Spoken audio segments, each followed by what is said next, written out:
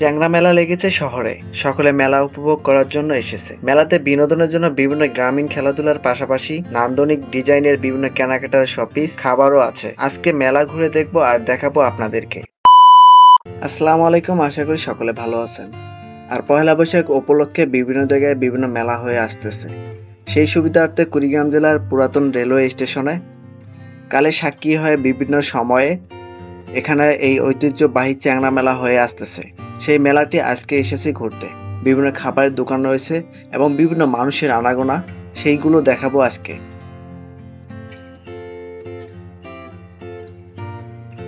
গ্রামীণ মেলা মানেই বিভিন্ন গ্রামের ঐতিহ্য সংস্কৃতি তুলে ধরা, সেই সাথে গ্রামের মানুষের বিভিন্ন এই যে মাটির কারুকার্য করা আসবাবপত্র, এগুলো কিন্তু মানুষের মধ্যে বিশেষ আকর্ষণ সৃষ্টি করে। চারদিকে মানুষের আনাগোনা, সেই সাথে মানুষের কেনাকাটা এবং পছন্দের জিনিসগুলো নেওয়ার জন্য ব্যস্ত সময় পার করতেছে এই মেলায় আসা মানুষগুলো। মেলায় মানুষের সমাগম দেখলেই বুঝতে পারবেন এই মেলায় কতটুকু মানুষের চাহিদা এবং এই সময়টার জন্য অপেক্ষা করে। বিশেষ করে কুড়িগ্রামে এই মেলাটি হয়ে থাকে পয়লা বৈশাখের পরে। মেলায় আসলে এখানে আগুন পান 20 টাকা দিয়েও খেতে পারবেন। দেখেন নান্দনিকভাবে সাজিয়ে রেখেছে এই কাকা, এবং আশপাশে মানুষ অনেকেই কেনাকাটা করে এখানে খেয়ে উপভোগ করতেছে। বিভিন্ন হাতের কারুকার্যের মাধ্যমে এই মেলায় বিভিন্ন এলাকার ঐতিহ্যবাহী জিনিসপত্র এখানে বেচাকেনা করতেছে। সেই সাথে ছোট বাচ্চাদের বিভিন্ন খেলনা জিনিস এখানে বিক্রি হয়ে যাচ্ছে এই মেলার মাধ্যমে। নান্দনিক কারুকার্যের মাধ্যমে মেলার সৌন্দর্যতা আরো বাড়িয়ে দিচ্ছে। সেই সাথে গ্রামীণ মানুষের বিভিন্ন ঐতিহ্যবাহী জিনিসও বিক্রি হচ্ছে এই মেলার মাধ্যমে।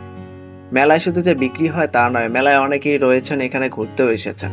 প্রথমত আমি ভেবেছিলাম যেহেতু চ্যাংড়া মেলা, সে কারণে শুধু চ্যাংড়াদের এখানে উপস্থিতি পাওয়া যাবে, কিন্তু এখানে এসে দেখি মেয়েদের উপস্থিতিও বেশি ছেলেদের থেকে।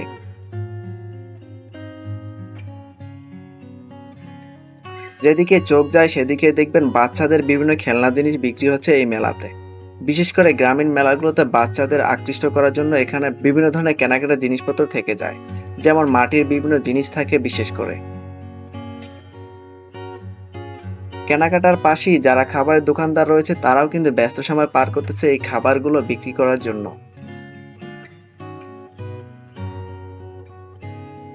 বিভিন্ন খাবারের দোকানদাররা এখানে বিভিন্ন ধরনের মুখরোচক খাবারগুলো সাজিয়ে রেখেছেন এই মেলাতে যারা এসেছেন।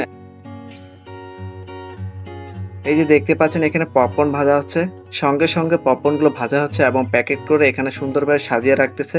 যারা মেলার উদ্দেশ্যে আসতেছেন তারা কিন্তু এগুলো কেনাকাটা করে এখান থেকে বাসার উদ্দেশ্যে যাচ্ছেন। সেই সাথে মিষ্টি জাতীয় বিভিন্ন খাবারের দোকানও রয়েছে এই মেলাতে। মেলাতে এসে যারা ঘোরাফেরা করে ক্লান্ত হচ্ছেন এবং পানি তৃষ্ণার্ত, তারা কিন্তু এখানে এসে শরবতের দোকানেও বিভিন্ন ফ্লেভারের এই যে পানির শরবত এখানে কিন্তু তারা খেয়ে তৃষ্ণার্ত মেটাতে পারেন।